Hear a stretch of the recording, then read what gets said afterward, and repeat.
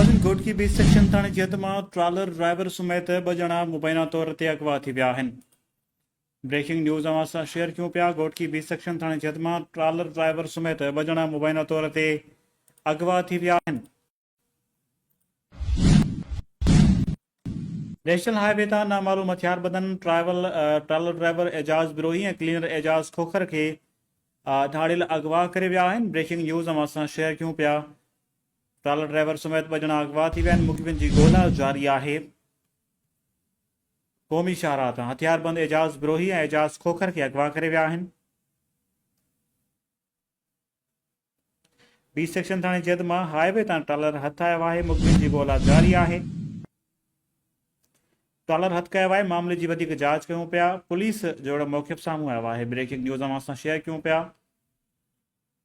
Trailer driver समेत 2 ॼणा अगवा थिया आहिनि। मुक़िमनि जी ॻोल्हा जारी आहे। ब्रेकिंग न्यूज़ अवां सां शेयर कयूं पिया।